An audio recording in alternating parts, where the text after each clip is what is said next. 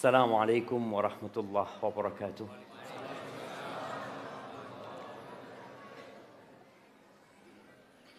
Alhamdulillah.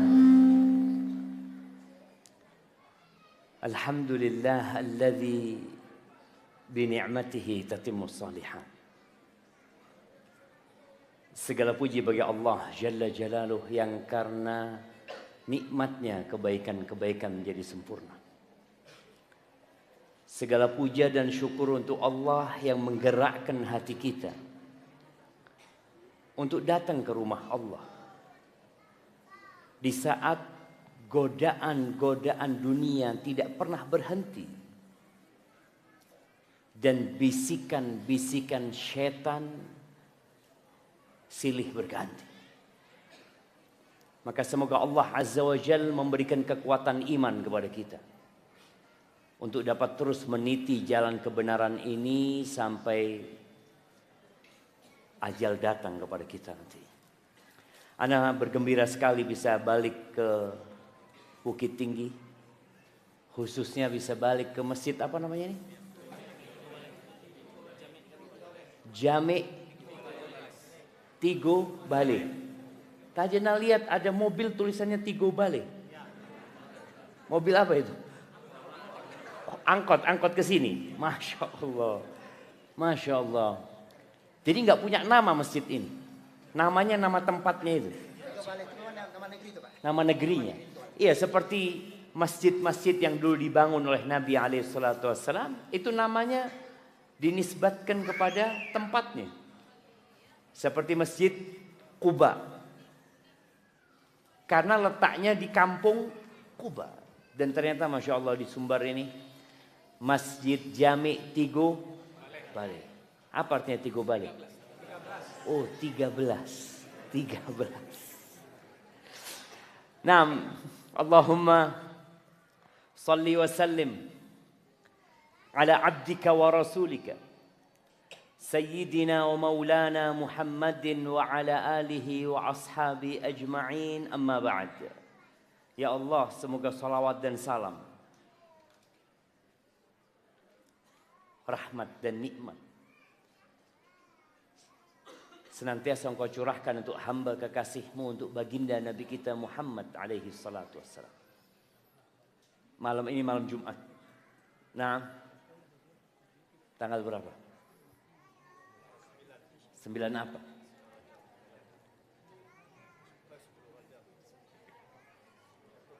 Sepuluh Rajab. Tahun berapa? Tahunnya tahun berapa? 2025.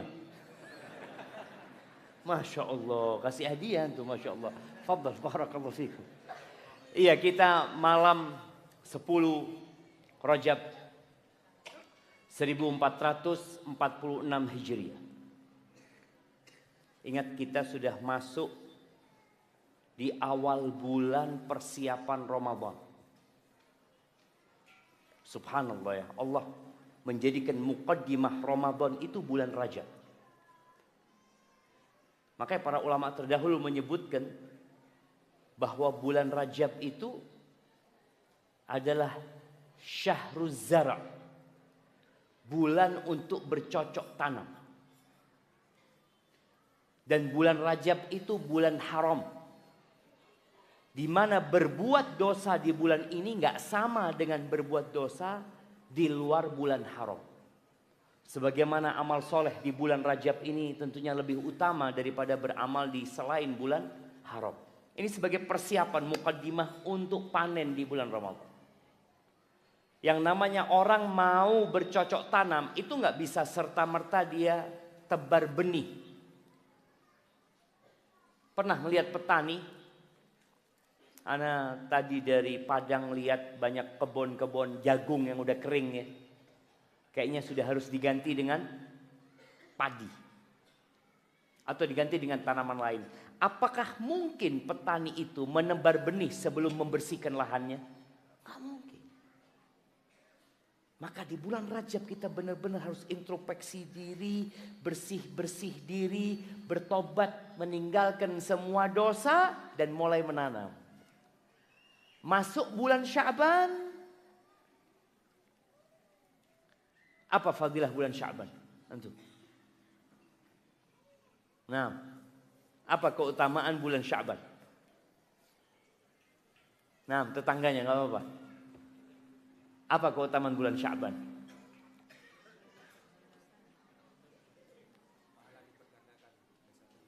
Pahala dilipat gandakan. Ada keutamaan khusus bulan Sya'ban. Apa keutamaan bulan Januari? Nah, siapa yang mau jawab? Iya, sebelah kanan sana, fadhal. Bulan diangkatnya amalan. Kasih hadiahnya. Nah, bulan Sya'ban itu setelah kita beramal nih di bulan Rajab ya, membersihkan diri, memperbanyak amal soleh, memperbanyak istighfar. Masuk bulan Sya'ban, tuh bulan diangkatnya amal. Artinya kalau kita sepanjang tahun mungkin banyak berbuat dosa, di Rajab berhenti berbuat dosa. Bulan Sya'ban diangkat tuh amalan. Oleh karena itu Rasul sallallahu alaihi wasallam di hadis Usama bin Zaid, ketika ditanya, "Ya Rasulullah, lam araka tasumu syahran ma tasumu fi Sya'ban." Aku enggak pernah lihat engkau puasa banyak kali seperti puasamu di bulan Sya'ban. Kenapa kan? Apa kata Nabi SAW? Dzaka syahrun yaghfalu anhun nas. Bulan Sya'ban ini bulan yang banyak dilalaikan oleh manusia. Kita baru saja berpindah dari tahun 2024 ke 2025, semua orang tahu. Tapi perpindahan tahun Hijriah kadang-kadang kita nggak tahu. Umat Islam tuh nggak ada hubungannya dengan bulan Januari, wala dengan bulan Desember. Umat Islam tuh hubungannya dengan 12 bulan. Dimulai dengan bulan Muharram, ditutup dengan bulan Dzulhijjah. Bulan Sya'ban ini banyak orang lalai. Artinya dulu di masa sahabat Nabi radhiyallahu taala anhum, yang mereka nggak tahu dengan Januari sampai Desember, mereka nggak hafal itu bulan-bulan, ternyata bulan Sya'ban sudah dilalaikan. Bagaimana dengan di masa kita sekarang ini yang banyak dari umat Islam nggak hafal dengan kalender Hijriah dan tidak tahu dengan keutamaan bulan-bulan itu. Maka mereka kan lebih lalai lagi. Dzaka syahrun yaghfalu anhun nas. 1446 tahun yang lalu orang sudah lalai dengan bulan Sya'ban. Turfa'u fihi al-a'mal ila rabbil alamin. Bulan Sya'ban itu bulan diangkatnya amalan menuju kepada Allah Rabbul Alamin. Fa uhibbu an yurfa'a amali wa ana shaim. Aku ingin amalanku diangkat dalam kondisi aku puasa. Jadi ternyata persiapan Ramadan itu dari Rajab bersih-bersih, di Sya'ban kita menyirami yang kita tanam, benih-benih yang kita tanam di bulan Rajab. Wa syahrul Ramadan syahru hasadiz zara'. Bulan Ramadan itu bulan panen. Tapi sebagian umat Islam itu nanem, nyirami. Kapan? Di bulan Ramadan. Makanya di awal Ramadan antum melihat kebanyakan umat Islam itu lemes ya. Bang, kenapa lemes bang? Puasa. Ya puasa memang bulan Ramadan. Tapi orang yang sudah biasa puasa di bulan Sya'ban, nggak ada ceritanya dia capek di bulan Ramadan. Dia udah latihan puasa. Udah biasa buat dia. Nggak ada ceritanya balas dendam di bulan Ramadan.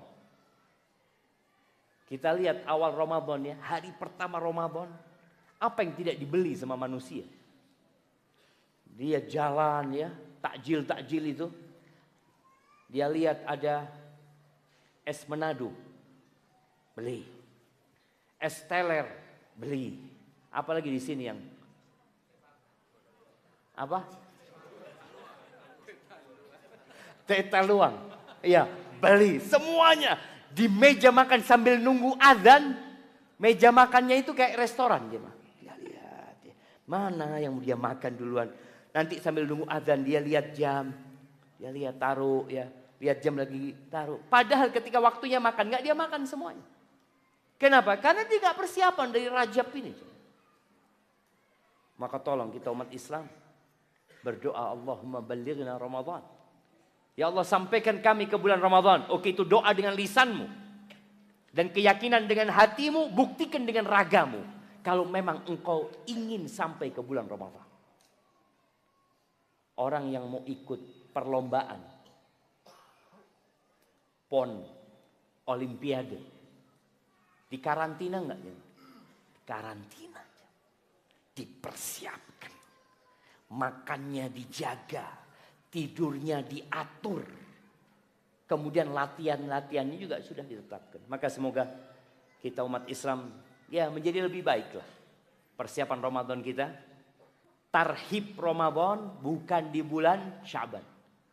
Tapi tarhib Ramadan di bulan Rajab.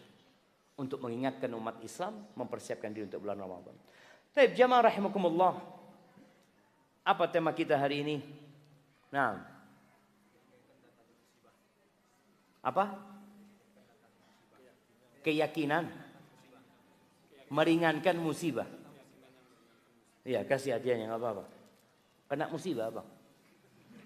Nah, datang karena kena musibah. Iya, yang soft pertama ini biasanya apa jemaah? Duluan datang, jelas ya.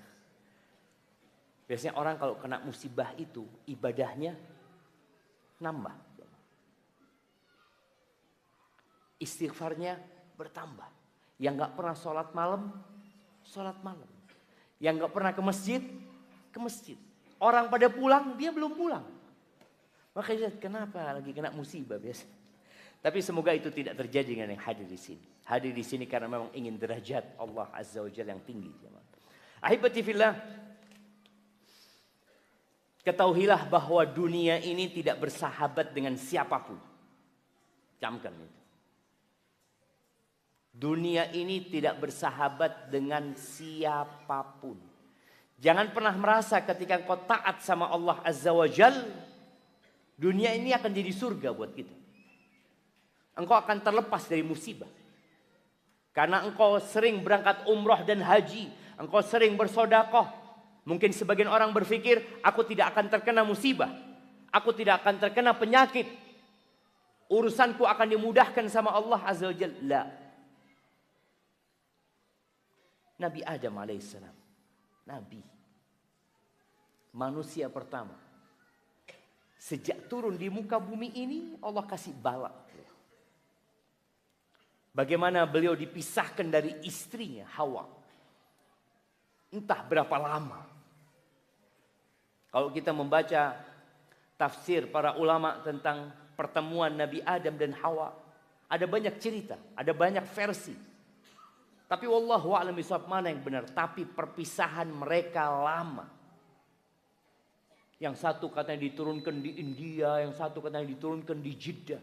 Cuma ada 2 manusia pada waktu itu. Bagaimana Allah uji mereka saling mencari. Sampai Allah pertemukan mereka. Kemudian keduanya ingin punya anak. Setiap kali hamil punya anak meninggal anaknya. Nabi. Sampai akhirnya dikasih anak. Ternyata anaknya saling membunuh. Gimana ayah yang dikatakan di beberapa tafsir bahwa Nabi Adam ini jadi cerita Israiliyat ya. Yang jangan dipercaya, jangan ditolak. Kecuali bertentangan dengan agama. Katanya Nabi Adam alaihissalam pada waktu itu berangkat haji. Tahu-tahu pulang sudah mendapati Habil dibunuh oleh Qabil. Gimana seorang ayah mendapati anaknya membunuh anaknya yang satunya? Hadid dunia jemaah. Kemudian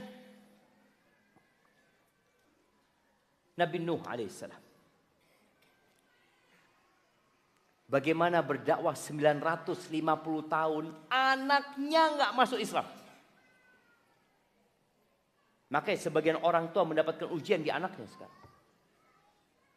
Anaknya durhaka. Anaknya jauh dari kata Nabi Nuh alaihissalam.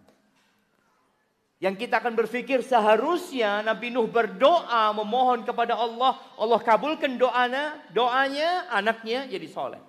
Anaknya masuk Islam. Enggak. Allah tidak menjadikan dunia ini sebagai tempat dikabulkannya semua doa. Tidak. Allah janji semua doa dikabulkan. Tapi bukan di dunia saja. Istrinya. Gimana? 950 tahun didampingi oleh istri yang berkhianat sama suami. Bukan urusan ranjang pengkhianatannya, tapi urusan dalam keimanan. Terus. Antum baru hidup 10 tahun sama istri sudah mengeluh, ya Allah Ustaz gak kuat sama istri anak. Nabi Nuh 950 tahun. Baik, kemudian Nabi Saleh, sebelumnya Nabi Hud, Nabi Saleh. Bagaimana beliau datang kepada kaumnya, mengajak mereka kepada Allah. Mereka minta mukjizat, Allah keluarkan onta dari batu. Onta itu hamil. Agar mereka yakin ini onta beneran. Dan onta itu punya anak. Apa yang dilakukan kaumnya? Dibunuh itu onta. Lalu mereka mau membunuh Nabi Saleh alaihissalam. Nabi Ibrahim, siapa yang nggak tahu dengan ceritanya Nabi Ibrahim? Anda ingin kita mulai sadar dengan hakikat kehidupan dunia ini, sehingga tumbuh keyakinan yang membuat kita ringan menghadapi apapun dalam kehidupan. Nabi Ibrahim alaihissalam ditelanjangi, dilemparkan ke api. Nabi yang berdakwah mengajak kepada Allah. Kemudian beliau harus hijrah meninggalkan kaumnya. Kalau Nabi Nuh diuji sama anaknya, Nabi Ibrahim diuji sama bapaknya. Ayahnya sendiri. Mungkin sebagian kita mengalami itu. Dapat ayah yang zalim. Dapat ayah yang kafir. Dapat ayah yang fasik. Dapat ayah yang tidak bertanggung jawab. Nah itu ujian. Engkau harus yakin ini memang ujianmu. Nabi Ibrahim ingin punya anak. Nabi berdoa sampai umur 86 tahun. Baru dikasih anak. Antum baru umur 50 tahun sudah putus asa. Kayaknya saya nggak dikasih anak sama Allah. Anak sudah ke dokter. Ternyata anak mandul. Ternyata istri anak mandul. Baik. Dokter mengatakan itu. Dan secara medis mungkin nggak bisa punya anak. Tapi idza aradallahu amran, kalau Allah ingin memutuskan sesuatu, Allah tinggal mengatakan kun, jadi.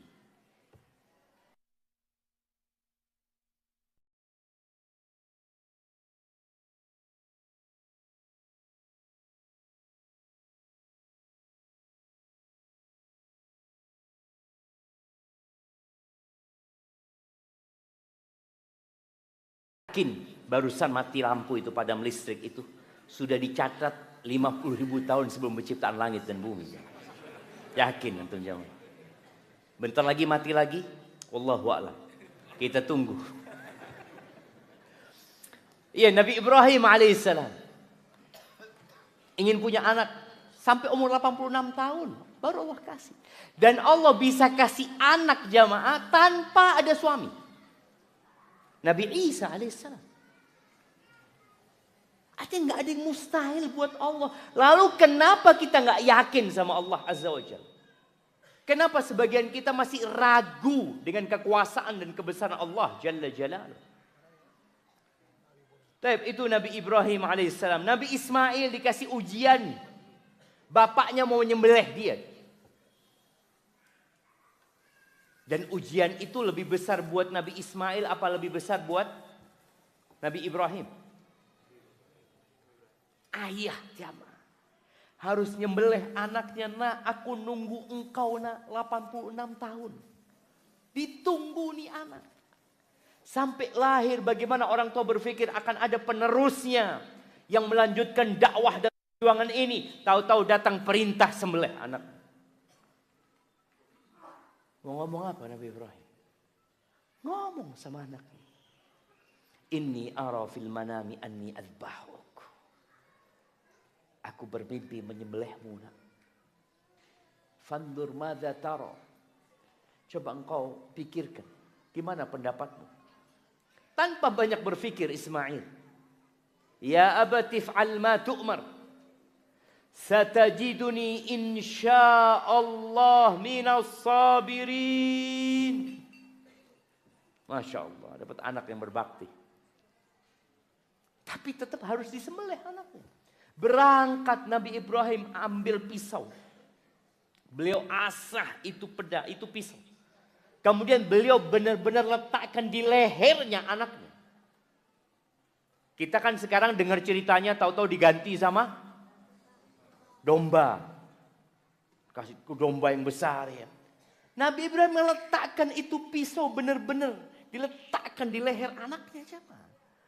Enggak ada beliau, ya Allah, apa engkau mau kasih ganti sama domba? Ini cerita kita sekarang. Buat Nabi Ibrahim enggak ada cerita domba itu.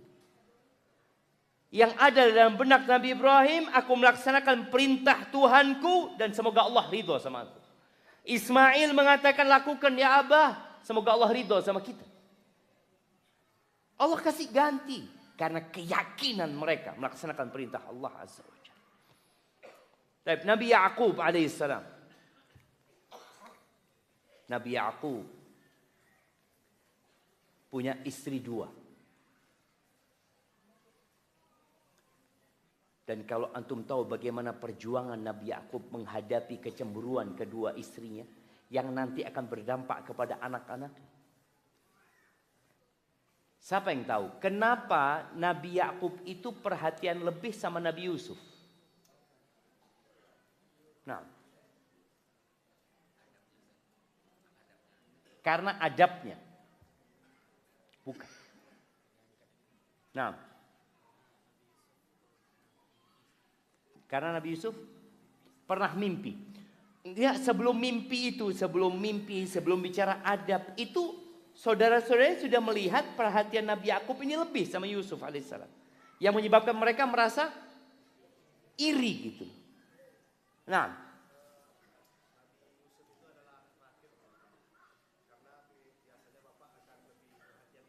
anak terakhirnya adiknya Nabi Yusuf, Benyamin. Nah, ya, karena ibunya Nabi Yusuf meninggal, kasihkan hadiah. Gak ada ibunya Nabi Yusuf ini. Jadi ketika Benyamin lahir meninggal ibunya. Mau tidak mau, sang ayah melihat ini nggak ada emaknya gitu loh. Kalau yang kakak-kakaknya ada emaknya. Sehingga Nabi Ya'qub memberikan perhatian itu bukan karena pilih kasih. Tapi karena kondisi. Seperti kalau ada di rumah umpamanya, ada anak yang berkebutuhan khusus. Apakah akan disamakan dengan yang tidak berkebutuhan khusus? Enggak. Apakah kemudian sang kakak mengatakan ini pilih kasih ayah? Lu enggak, itu adikmu enggak bisa jalan. Yang ini habis enggak ada emaknya dia. Kalau sang bapak enggak perhatian selesai habis. Kalau ada emaknya, bapak keluar kota, tetap ada yang ngurusin anaknya. Jadi memang perhatian Nabi Ya'qub itu bukan karena pilih kasih. Karena memang kondisi anaknya berkebutuhan khusus. Ditinggal mati oleh ibunya. Benyamin juga seperti itu. Makanya dikatakan Yusuf dan saudaranya lebih dicintai. Yusuf dan saudaranya itu lebih dicintai daripada kita semua. Enggak. Karena kondisi kebutuhan khusus. Udah kasih hadiah. Masya Allah. Baik. Selesai. Nabi Ya'qub diuji sama anaknya. Yusuf cilik ini diuji sama saudara-saudaranya. Mau dibunuh jemaah. Gimana? Akhirnya mereka musyawarah, enggak, jangan dibunuh. Udahlah, dibuang saja.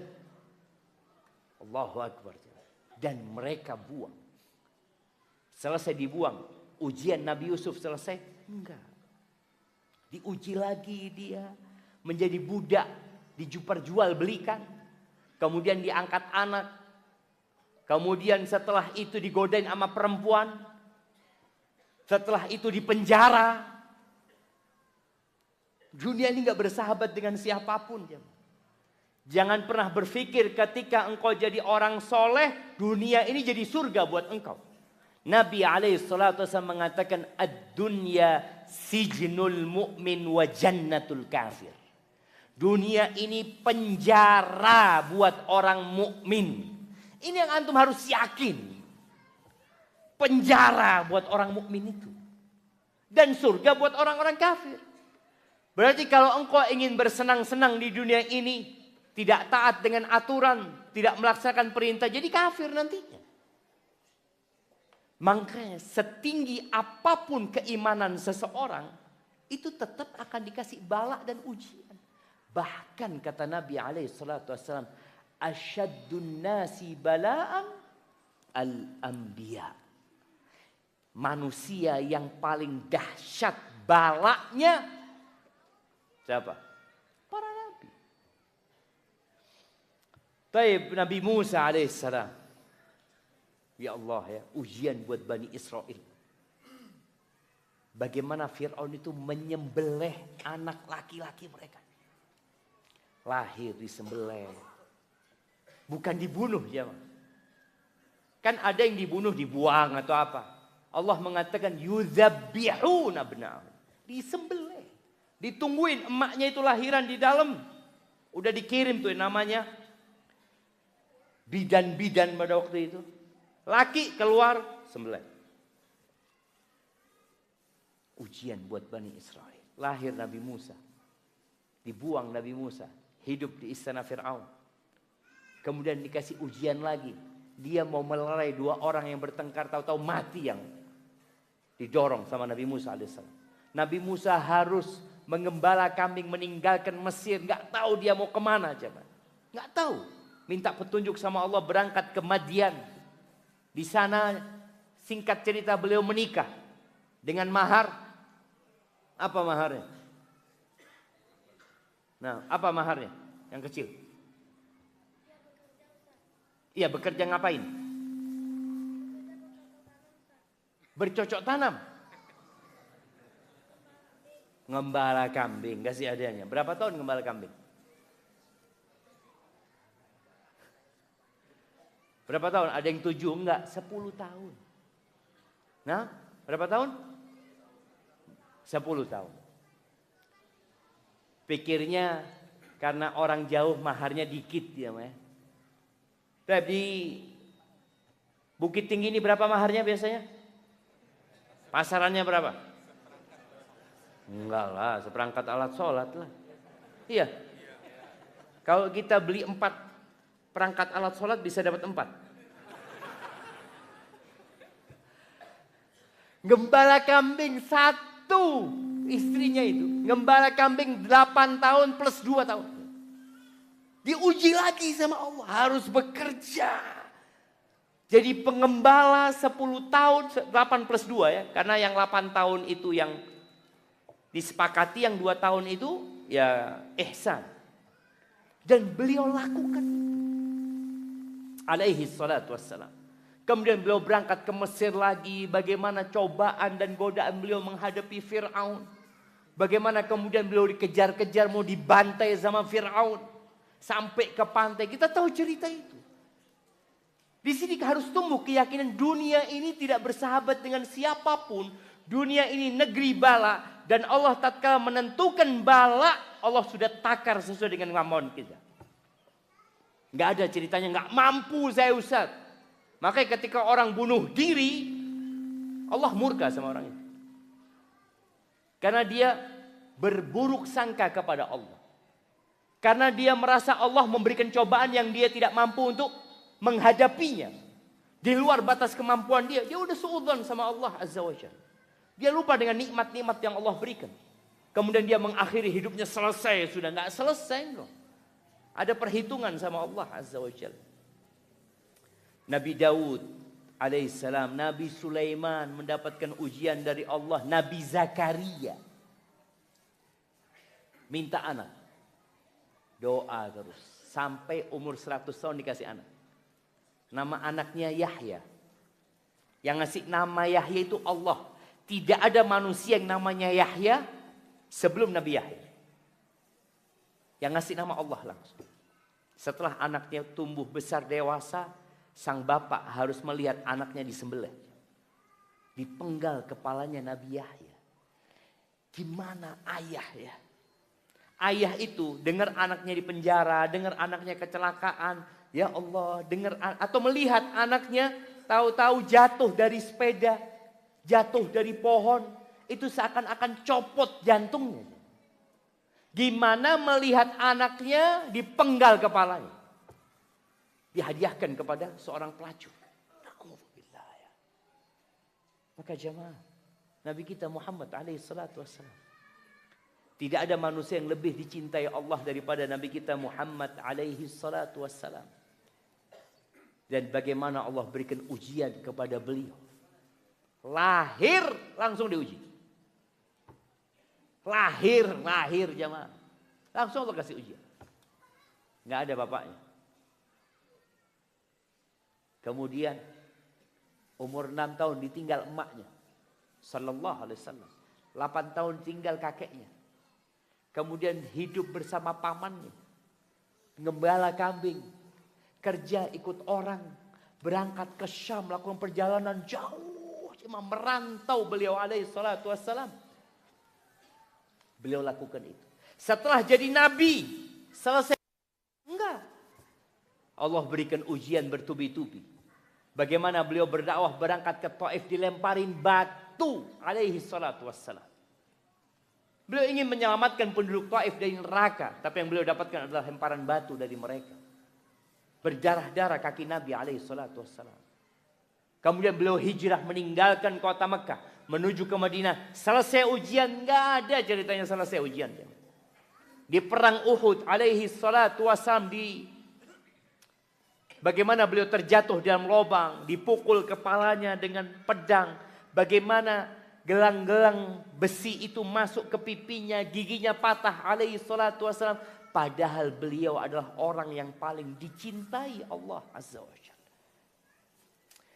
Umar bin Khattab radhiyallahu ta'ala anhu. Pernah mendapati Nabi SAW bangun tidur di atas tikar. Yang kemudian tikar itu membekas di lambung Rasul SAW. Garis-garis ya. Kita tuh sekarang tidur di atas kasur yang empuk. Kasurnya itu sampai membekas kita. Jadi kalau kita tidur itu ada bekasnya kita di kasur. Ini Nabi SAW bekasnya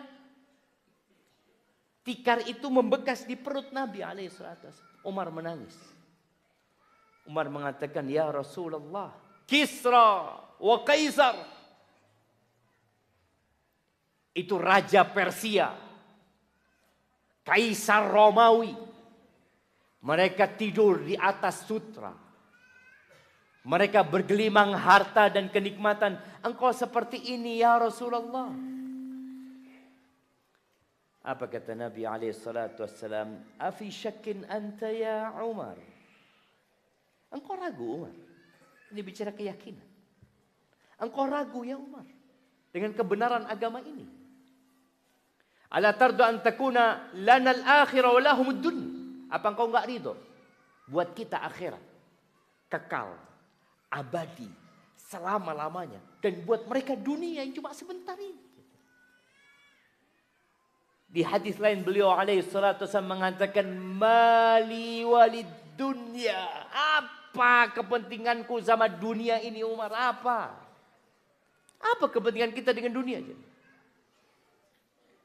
Aku itu hanya seperti musafir atau pengendara. Karakibin istadalla tahta syajaratin. Yang istirahat di bawah pohon bernaung ya dari panasnya mentari. Tsumma raha wa tarakaha. Kemudian pergi meninggalkan pohon itu selama-lamanya. Dan waktu di bawah pohon itu adalah fase kita di dunia. Berapa lama coba? Ada yang mau hidup 200 tahun? Kita doakan di sini. Semoga umurnya 220 tahun.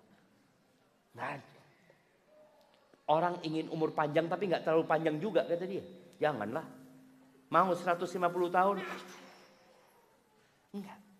Karena tahu dia capek. Lelah dia dengan dunia ini. Dengan bertambah umurnya. Tadi ada yang ngomong sama anak. Ustaz datang ke Bukit Tinggi ini. Dari jenggotnya hitam Ustaz. Sampai banyak putihnya. Nah. Hadir dunia. Kita akan meninggalkan dunia ini. Maka kata Nabi alaihissalam, mali walid dunia, apa urusanku sama dunia? Sedangkan yang dalam benak kita musibah itu dunia terus. Yang kita beratkan. Ahibati fillah. Dunia ini bergejolak. Berubah-ubah. Pagi ketawa, sore menangis. Ada yang malam pestaria, pagi di rumah sakit. Kita melihat seperti itu.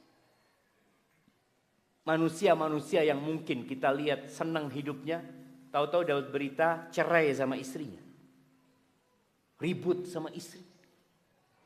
Orang yang dianggap adalah percontohan rumah tangga ideal, tahu-tahu berantakan rumah tangganya.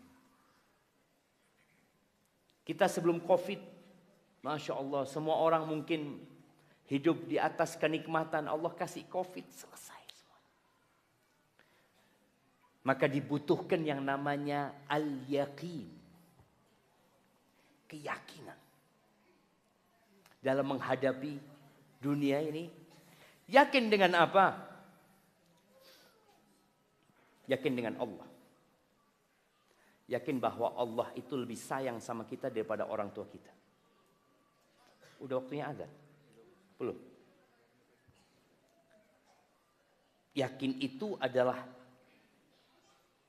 ilmu yang mengakar di dalam hati yang gak berubah dan berganti. Tetap.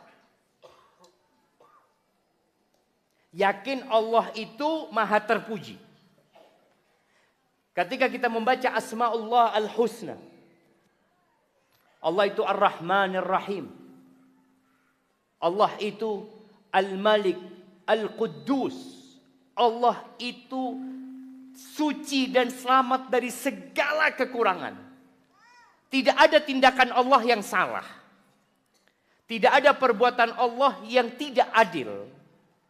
Tidak ada ketentuan Allah yang tidak tepat. Nggak ada. Kalau manusia, ya banyak yang nggak tepat dan tidak sesuai. Tapi Allah Al-Quddus, As-Salam, Al-Mu'min, Al-Muhaimin, Al-Aziz, Al-Jabbar, Al-Mutakabbir. Allah Azza wa Jalla. Al-Khaliq, Al-Bari, Al-Musawwir. Allah itu Al-Fattah, Al-Qahhar. Maka tatkala seorang yakin sama Allah Azza wa Jalla, apapun yang menimpa dia, selesai. Dia katakan Allah itu sayang sama aku. Boleh jadi aku udah lupa sama Allah. Allah kasih musibah ini.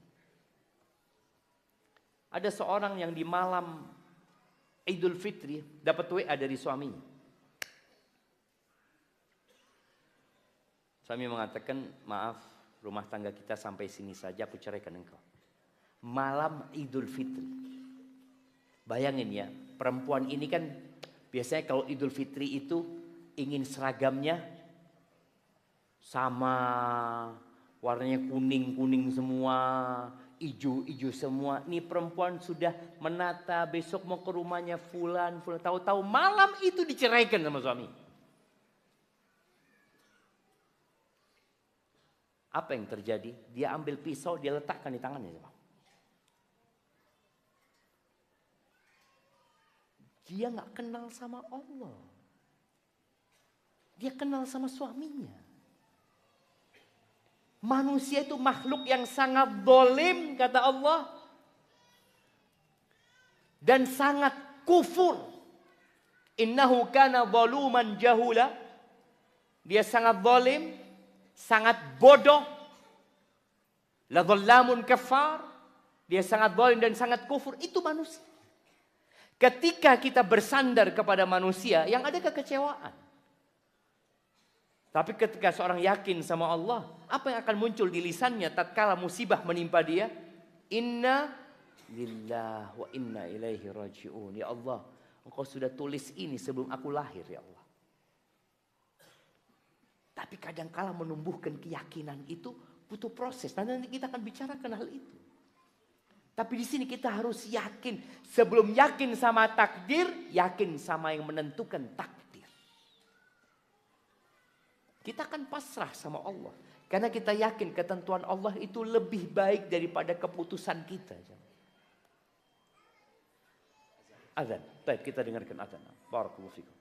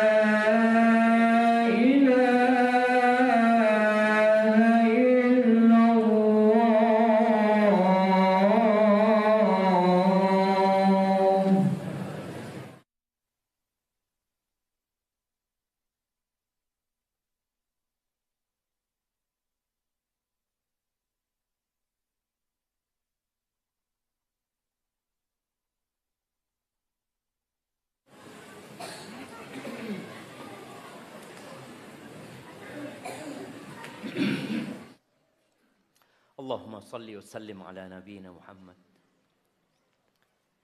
Jamaah, kita harus yakin ya bahwa Allah itu maha segalanya. Allah itu lebih cinta, lebih sayang kepada kita daripada orang tua kita. Oleh karena itu, setiap sholat kita tidak pernah berhenti mengatakan alhamdulillahi rabbil alamin. Apakah ketika antum sakit bacaan antum berubah? Ketika antum terkena musibah, sholat antum bacaannya berubah? Nggak pernah berubah. Subuh tadi antum katakan alhamdulillahi rabbil alamin. Seorang yang habis kehilangan motor kemudian dia sholat isya bersama kita umpamanya, apa yang akan dia baca? Alhamdulillahi rabbil alamin ar-rahmanir rahim. Dia ulangin lagi. Tapi yang jadi masalah sama kita, kadangkala bacaan itu hanya sekedar rutinitas yang tidak ada penghayatan di sana.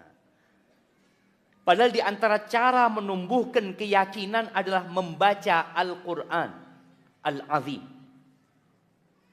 Kemudian ada satu surat yang paling penting dalam Al-Quran. Satu surat yang paling agung dalam Al-Quran. Yang menjadi intisari Al-Quran, yaitu suratul Fatihah. Tapi kadang-kala kita membaca Al-Fatihah biasa-biasa aja. Itu a'zamu surah fil Quran. Antum kalau sholat membaca semua surat. Antum membaca 30 juz. Tapi tidak baca Al-Fatihah, nggak sah sholat. Maka tolong untuk menumbuhkan keyakinan itu, baca lagi tafsir surat Al-Fatihah. Setiap kali kau membaca Alhamdulillahi Rabbil Alamin Ar-Rahmanir Rahim, diulangin lagi. Maliki Yaumiddin. Di sini. Yakin dengan adanya hari pembalasan. Semua keringat yang kita keluarkan, semua kegundahan, kegalauan yang pernah kita rasakan, semua kelelahan dan kepayahan yang kita harus lewati dalam kehidupan ini, ada balasannya. Jangan dipikir sakit antum gak dibalas sama Allah Azza wa Jalla, dibalas. Faman ya'mal mithqala dzarratin khairan yarah. Nggak yakin itu. Allah tetapkan engkau akan mendapatkan balasannya. Sekecil apapun yang kau lakukan. Bahkan orang yang bersabar itu, Allah akan kasih balasan tanpa perhitungan. Innama yuwaffas sabiruna ajrahum bighairi hisab. Orang-orang yang sabar itu dikasih pahala sama Allah tanpa perhitungan. Antum gimana ya? Kalau masuk ke minimarket dapat voucher atau supermarket nih dapat voucher 500.000, seneng nggak? Alhamdulillah. Tapi ketika antum milih di sana, milih yang 500.000 harganya. Tapi gimana ketika antum masuk supermarket dikatakan terserah antum? Allahu Akbar. Makanya orang-orang yang afiyah, ahlul afiyah, yang hidupnya senang, tetap dapat balak dia. Cuma mungkin balaknya nggak sama, satu sama lainnya nggak sama. Ada orang yang balaknya terus Allah berikan karena tingkat keimanan dia. Orang yang hidupnya senang ini pada hari kiamat, Nabi SAW mengatakan, yawaddu ahlul afiyati yaumal qiyamah anna juludahum quridat bil maqari lima yarawna min thawabi ahlil bala. Orang-orang yang hidupnya mungkin ya sedikit balaknya pada hari kiamat, tatkala Allah membagikan pahala kepada orang-orang yang hidupnya penuh dengan bala, dia kepingin kulit mereka digunting-gunting zaman supaya dapat pahala itu. Tapi selesai. Tinggal sekarang kita punya nggak keyakinan akan dapat balasan dari apa yang kita kerjakan. Antum pernah melihat seorang pegawai yang kerja shift 2 kali. Kan ada pegawai yang shift 2 kali. Kenapa dia lakukan itu? Hah? Fulus. Dia cari fulus. Fulusnya langsung. Enggak Ustaz. Kapan? Nanti akhir bulan. Tapi dia tetap bekerja. Terus dia bekerja. Disinilah iman dan keyakinan akan balasan yang Allah berikan. Membuat kita menghadapi semuanya tenang. Aku akan dapat balasan. Anaknya meninggal dunia. Bapaknya meninggal dunia. Ibunya meninggal dunia. Dirinya sakit. Dia yakin bahwa akan mendapatkan balasan.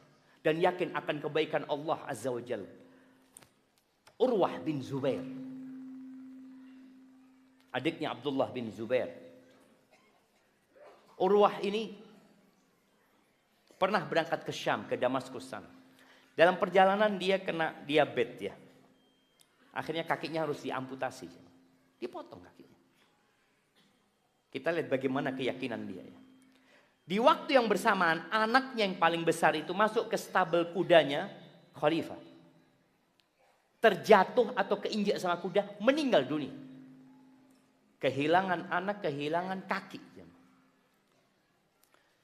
Apa kata dia? Allahumma ya Allah, engkau kasih aku 4 ya Allah. Ini yakin dengan kebaikan Allah Azza wa Jalla. Engkau kasih aku 2 tangan dan 2 kaki. Engkau ambil 1 ya Allah. Kalau engkau ngambil, engkau juga menyisakan buat aku ya Allah. Masih ada. Dan engkau kasih aku 7 anak ya Allah. Engkau ambil 1 ya Allah. Masih engkau sisakan 6 ya Allah. Nih, ketika seorang yakin Allah itu maha baik, maka dia akan cari kebaikan Allah Azza wa Jalla. Dia akan memandang kepada nikmat yang Allah berikan. Itu di dunia. Belum lagi ketika dia yakin akan mendapatkan balasan di sisi Allah di akhirat, selesai dia akan tenang.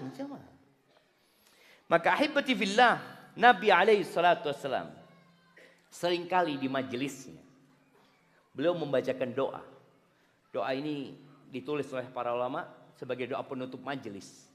Iya, dibacanya tidak harus di penutup majelis. Nah, doanya itu panjang. Semoga semua bisa menghafal doa ini. Nabi alaihissalatu mengatakan, Allah maqsim lana min khasyatik ma tahulu bihi bainana wa baina ma'asi. Ya Allah, kami minta engkau bagikan buat kami ya Allah rasa takut kepadamu. Yang dengannya kami terhindar dari perbuatan maksiat. Berapa banyak orang yang berilmu tapi tetap maksiat. Tahu itu dosa. Tahu itu gak boleh. Kenapa dia lakukan? Karena rasa takutnya hilang. Maka Nabi memohonkan alaihi salatu buat para sahabatnya.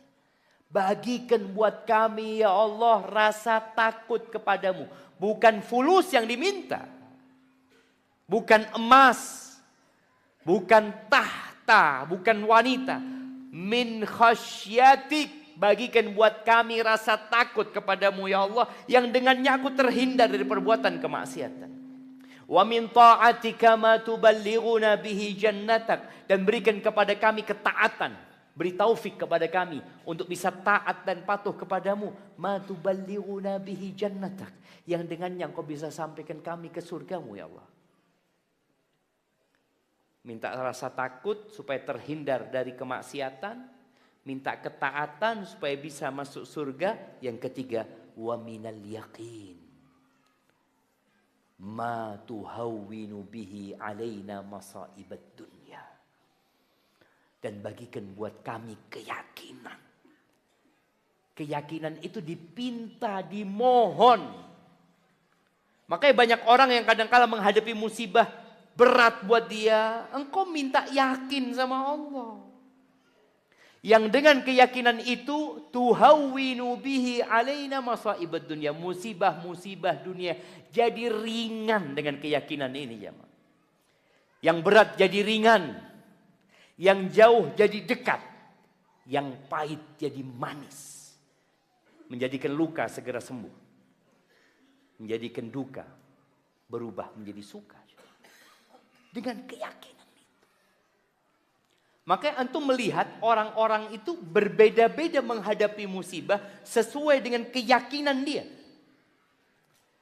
Allah Azza wa Jalla berfirman di surat At-Taghabun ayat 11. Allah mengatakan, Jalla Jalaluh ma asaba min musibatin illa biidznillah. Tidak ada satupun musibah yang menimpa. Apapun bentuk musibahnya. Baik itu di diri kita, di harta kita, di keluarga kita, di kehormatan kita. Illa biiznillah. Melainkan itu terjadi dengan izin Allah Azza wa Jalla. Ada musibah pribadi, ada musibah secara menyeluruh. Semuanya terjadi karena izin Allah Azza. Oh, ini gara-gara fulan, Ustaz. Boleh jadi fulan penyebab. Tapi yang menetapkan dan memutuskan siapa? Allah Azza wa Jalla. Berapa banyak orang yang ingin membunuh Nabi alaihissalatu wassalam, tapi nggak terbunuh Nabi alaihissalatu wassalam. Tapi kalau Allah tetapkan, Umar bin Khattab lagi sholat dibunuh, mati, selesai. Itu ketentuan Allah dengan izin Allah Azza. Di Masjid Nabawi, di tempat paling aman, di mihrab tempat pengimaman, ma asaba min musibatin illa biiznillah. Wa may yu'min billahi yahdi qalbah. Nih, barang siapa yang beriman, barang siapa yang yakin bahwa musibah itu adalah ketentuan Allah, dan Allah itu maha pengasih, maha penyayang, Allah itu maha bijaksana, dia yakin dengan itu, yahdi qalbah, Allah akan kasih hidayah di hatinya. Jadi tenang dia menghadapi.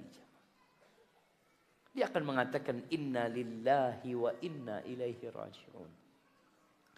Di dalam hadis yang diriwayatkan Ibnu Majah dari Jabir bin Abdullah radhiyallahu anhuma, Rasulullah sallallahu alaihi wasallam bersabda, "Inna ruhal qudus nafatha fi ru'i." Fi raw'i.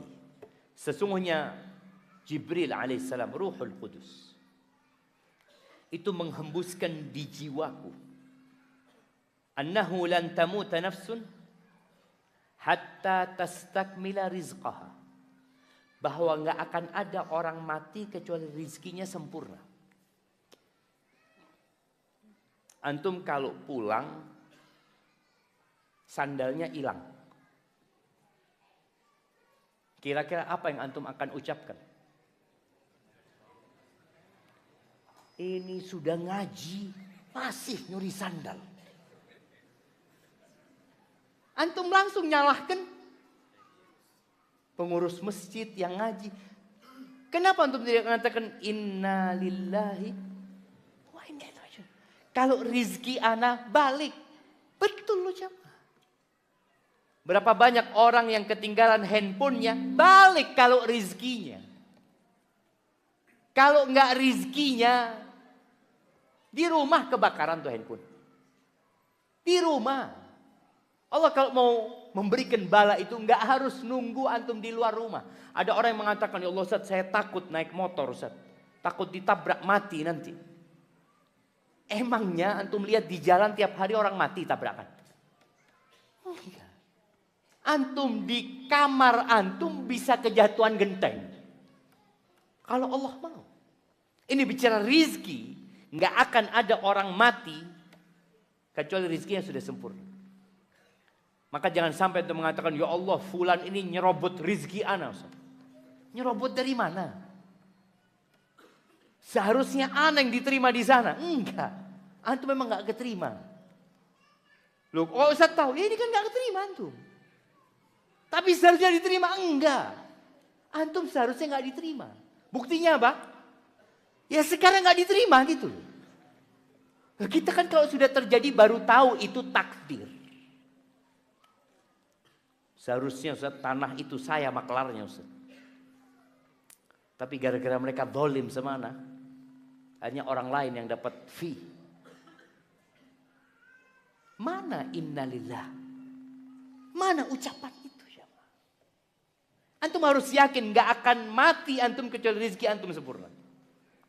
Kata Nabi SAW, fattaqullaha wa ajmilu fit talab. Bertakwalah kepada Allah dan carilah rizki dengan cara yang baik. Karena ketika antum yakin antum tidak akan mati kecuali rizki antum sempurna. Yang menimpa antum gak akan luput dari antum. Yang luput dari antum memang ketetapan Allah gak akan menimpa antum.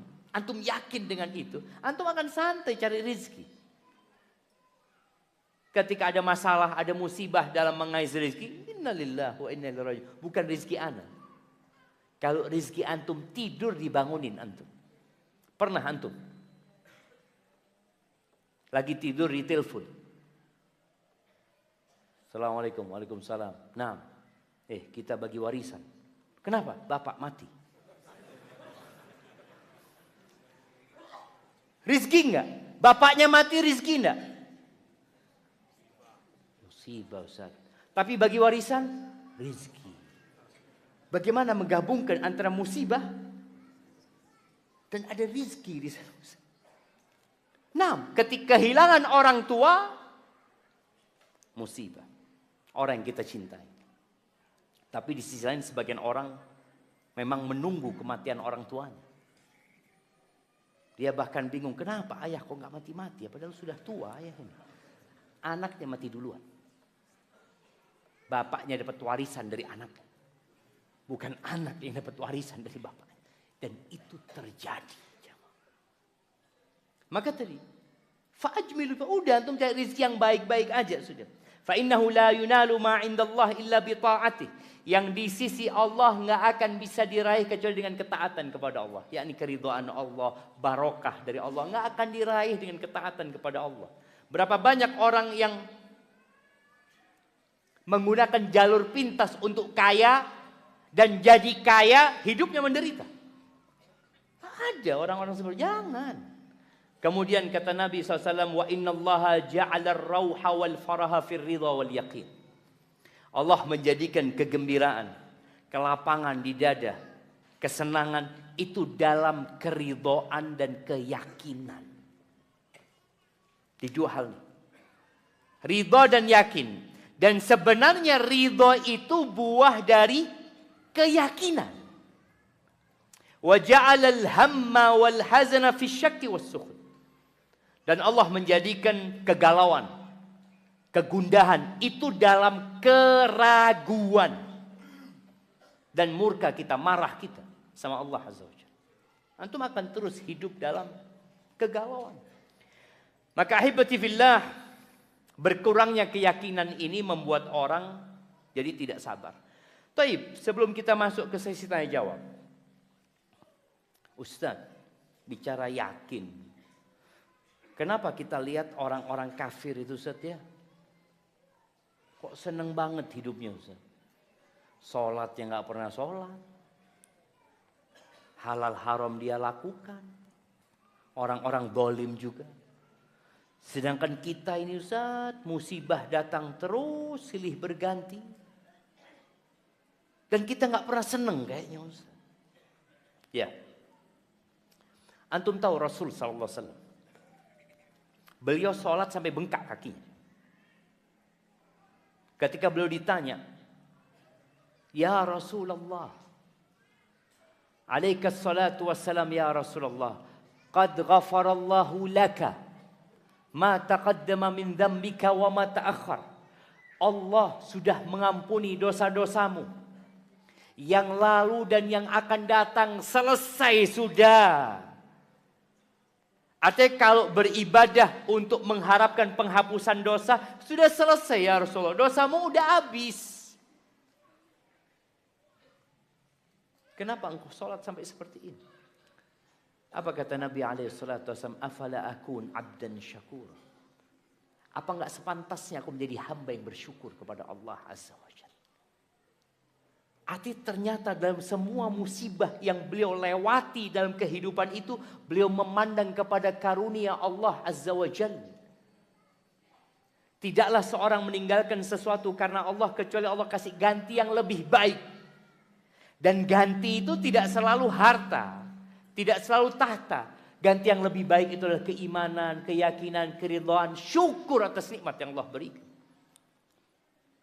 Dan orang mukmin ini di hadapan Allah Azza wa Jalla adalah seorang pesuruh, budak atau pegawai kasar. Ya kalau dia buruh di sawah atau di pasar, dia mencangkul, dia menanam, dia berkeringat, dia terkena lumpur, di bawah teriknya matahari dia melakukan itu. Apakah pantas dia pakai baju yang bersih? Enggak. Apakah pantas dia mandi pakai parfum? Enggak. Terus kapan? Ya nunggu selesai, Ustaz. Begitu pula dengan kehidupan dunia ini. Antum kalau mendapatkan bala dan musibah dan antum menunggu anak kapan ya dapat pahala itu. Nunggu selesai. Kalau antum sudah selesai, kerjaan sudah beres, antum boleh pakai baju yang bersih, pakai parfum ya. Jadi tatkala antum merasakan berat, antum katakan, iya berarti belum selesai ya. Iya belum selesai. Dan ingat Allah tidak pernah ingkar janji. Yang Allah sediakan di sisi Allah jauh lebih besar daripada dunia dan isinya ini. Jauh lebih besar. Dan orang yang tidak bersabar menghadapi musibah, itu balanya dua. Ketika dia nggak sabar, apakah musibahnya akan terangkat? Nggak akan. Dia akan tetap menderita, dan yang kedua musibah, dia nggak dapat pahala. Musibah yang seharusnya menghapuskan dosa, mengangkat derajatnya, tapi gara-gara dia tidak nerima, maka dia musibahnya dua. Anaknya tetap meninggal, motornya tetap hilang, dan Allah murka sama dia. Faman radiya falahu ridha. Barang siapa yang ridha, maka Allah ridha sama dia.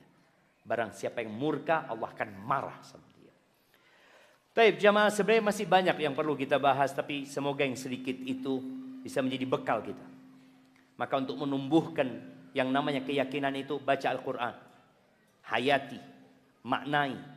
Kemudian baca perjalanan hidup para salafus soleh, khususnya para nabi. Tadi kita ingatkan dengan para nabi. Antum baca bagaimana mereka menghadapi dunia ini.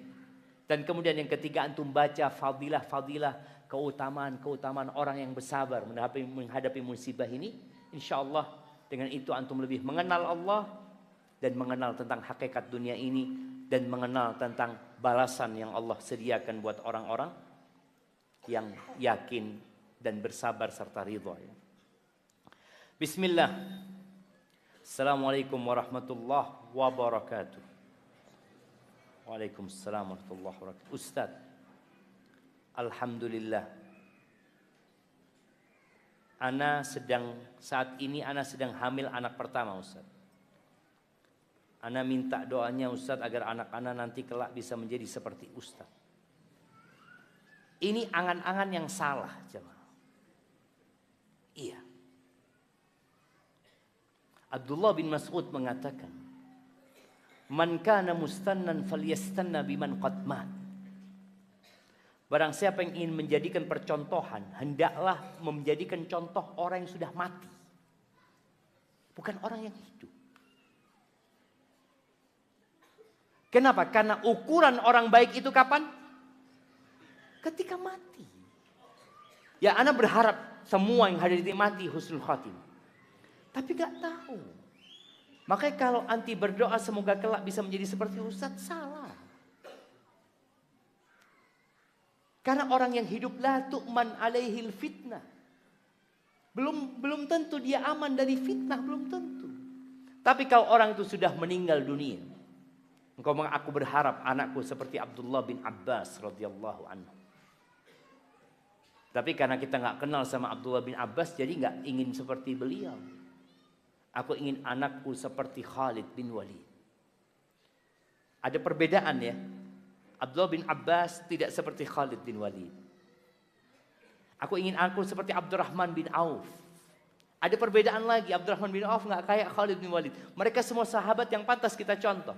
Ketika seorang ingin menjadi ulama, jadilah seperti Abdullah bin Abbas. Ketika ingin menjadi pejuang, jadilah seperti Khalid bin Walid. Ketika ingin menjadi orang kaya, bisnismen yang sukses, yang banyak membantu orang, berdoa semoga anaknya menjadi seperti Abdurrahman bin Auf.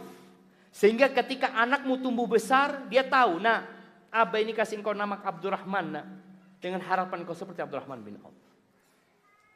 Abah kasih nama engkau Abdullah supaya engkau jadi seperti Abdullah bin Abbas.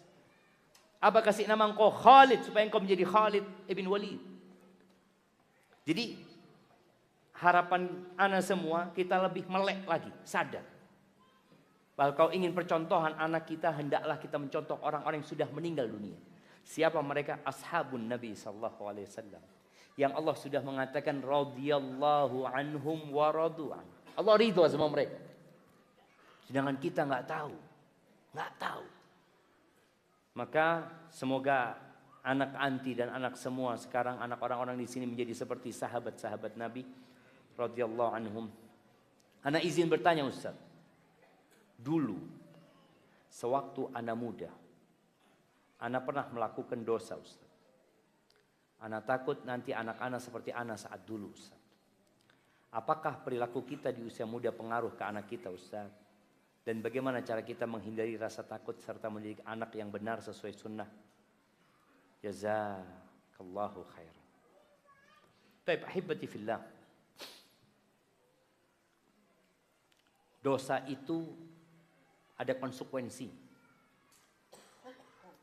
Allah mengatakan laisa bi amanikum wala amani ahli kitab man ya'mal su'an yujza bih. Barang siapa berbuat dosa pasti dibalas. Nabi Adam alaihissalam berbuat dosa.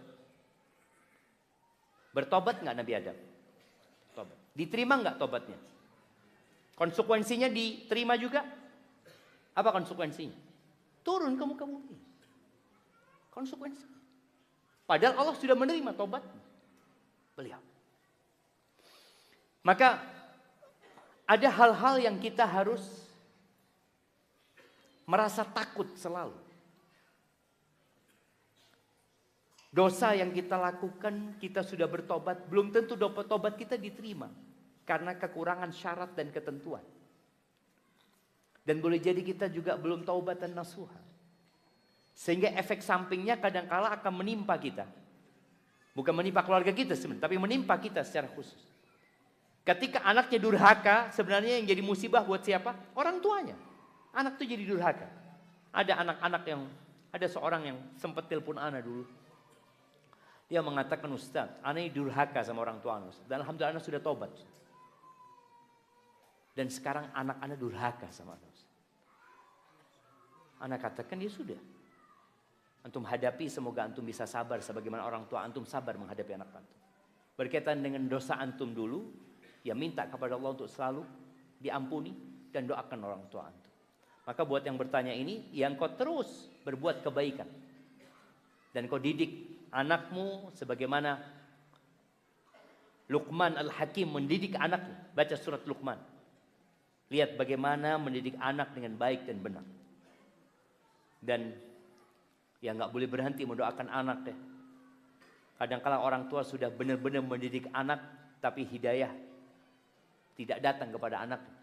Tugas kita hanya menyampaikan. Sebagaimana Nabi Nuh nggak bisa merubah anak. Nabi Nuh alaihissalam. Tapi Nabi Nuh sudah melaksanakan tugasnya. Itu yang perlu dilakukan dan semoga Allah memberikan taufik dan hidayahnya kepada kita semua. Ustaz, anak ingin bertanya dan sekaligus mohon nasihatnya.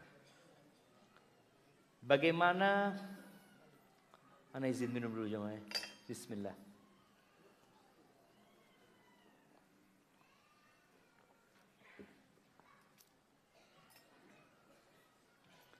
Alhamdulillah. Bagaimana caranya menasihati seorang suami yang masih bermudah-mudahan dengan lawan jenis? Follow Instagram, save TikTok, replay status, dan bahkan ngobrol santai dengan lawan jenis. Mohon nasihatnya Ustaz sebagai seorang istri. Salahkah kita cemburu? Barakallahu fiik. Jemaah, Allah Azza wa Jalla mengatakan wala taqrabuz zina. Jangan mendekati zina. Ini ayat ana bacakan buat ana dan buat antum semua. Innahu kana fahishatan wa sa'a sabila. Zina itu ada perbuatan yang menjijikkan. Maka tidak ada hukuman dalam syariat kita yang lebih menjijikkan daripada hukuman buat orang yang berzina. Apalagi dalam kondisi dia sudah menikah. Seorang pencuri dipotong tangannya. Seorang pembunuh dibunuh. Seorang pezina dilemparin batu di hadapan orang sampai mati. Kita dulu ada teman sekelas di Madinah ya, dari Afrika dia. Dia tanya, Ustaz, kenapa orang yang berzina itu nggak dipotong aja kemaluannya? Kan sekarang ada wacana di beberapa negara itu untuk dikebiri ya. Dikebiri dia itu. Enggak, hukum Islam bukan urusan sama kemaluannya. Dia berzina bukan karena kemaluannya. Karena apa? Karena seluruh tubuhnya. Bisakah kemaluan tanpa tubuh melakukan perzinaan? Enggak bisa. Dan dia sudah merasakan kenikmatan di setiap sel dari tubuhnya. Merasakan kenikmatan zina itu. Maka dia harus merasakan azab itu di seluruh tubuhnya. Dilemparin batu. Maka tidak ada hukum di muka bumi ini. Hari ini, esok dan selamanya. Yang lebih baik daripada hukum Allah Azza wa Jalla.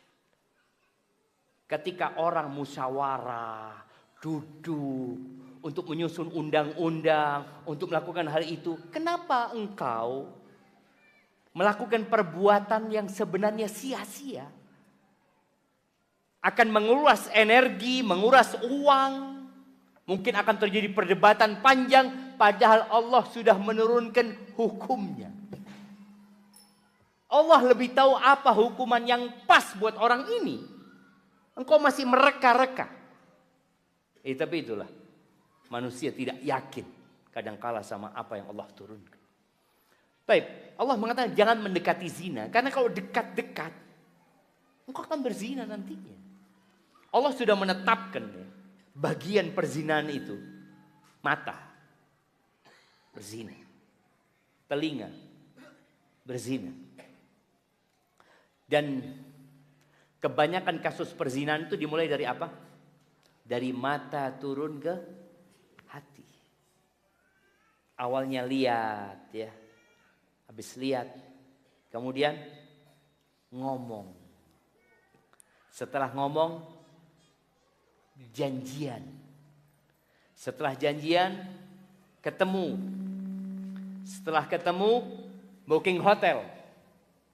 Dan sekarang banyak hotel-hotel tempat perzinaan. Fasilitas itu lebih mudah sekarang. Ketika fasilitas itu lebih mudah, antum tutup pintu ini. Enggak Ustaz, anak cuma ngobrol Ustaz. Nggak ada perasaan apa-apa. Alhamdulillah, anak orang yang bertakwa kepada Allah Azza wa Jalla. Anak takut sama Allah, hati anak bersih. Kalau bersih kok nggak akan melakukan itu. Itu sebagai pertanda hatimu kotor. Ketika TikTok umpamanya atau Instagram, ketika lewat kajian Ustadz, langsung di skip. Ketika ada satu yang goyang-goyang ditahan. Apa ini? Oh, na'udzubillah, astagfirullah. Maka buat para laki-laki ya, sayang jemaah. Sayang sekali antum akan kehilangan nikmat. Ibnul Qayyim rahimahullah menjelaskan. Orang yang suka memandang yang tidak halal. Yang dia pikir dia mendapatkan kenikmatan. Padahal dia akan kehilangan kenikmatan bersama istri. Akan kehilangan kenikmatan itu. Karena dia sudah menebarkan pandangan ke tempat lain. Dia lihat istrinya udah gak cantik lagi. Gitu. Maka nasihat ana buat sang istri. Buat para suami tadi, bertakwalah kepada Allah Azza wa Jalla. Minta rasa takut kepada Allah sehingga kalau ada pemandangan yang nggak baik, antum bisa hindari. Istri cemburu nggak apa-apa, karena yang dilakukan suami dosa. Tapi istri nggak perlu sibuk membongkar HP-nya suami. Nggak perlu. Serahkan suamimu kepada Allah Azza wa Jalla. Tapi kalau kemudian dia duduk di sebelahmu, ada suami yang kadangkala nonton itu di sebelah istrinya. Ketika itu engkau harus amar ma'ruf nahi mungkar. Kau katakan, bang, minta maaf bang, aku bukan ustazah. Kalau bicara cemburu, aku cemburu sebagai seorang wanita. Tapi aku cemburu sebagai seorang muslimah. Bang. Aku cemburu sebagai seorang muslimah. Bukan sebagai seorang istri. Tapi sebagai seorang muslimah yang berharap, ya suaminya jadi lebih baik lagi. Maka nggak ada masalah, nanti kasih tahu, nanti ajak suaminya kajian ya. Nanti ajak suami ngaji bareng, tadarus. Semoga dengan itu ya keimanan suaminya semakin menguat dan dia meninggalkan dosa-dosa itu. Tapi itu yang dapat ada lagi jemaah. Anak kira udah selesai.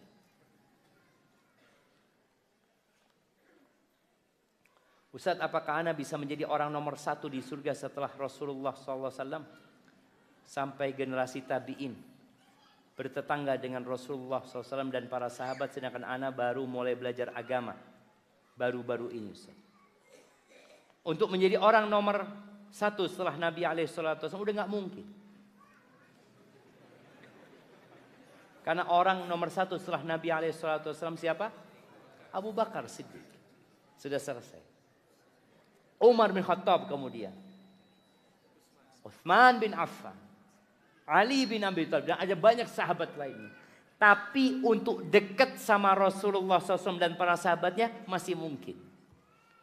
Allah ketika menyebutkan al-muqarrabun, Allah mengatakan thullatun minal awwalin wa qalilun minal akhirin.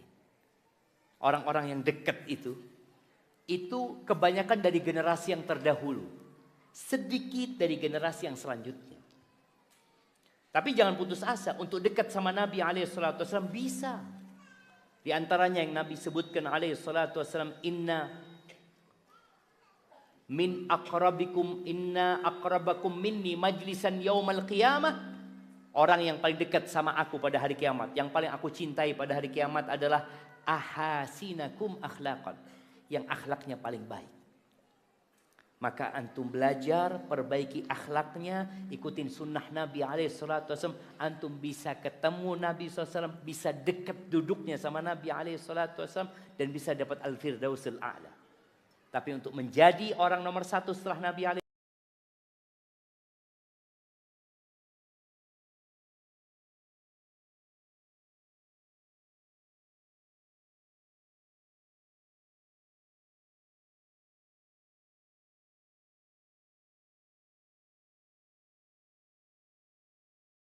anak yang soleh dan soleha.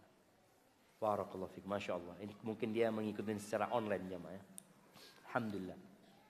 Ya jemaah, jihad pun kalau antum ingin berjihad dan orang tua mengatakan tidak.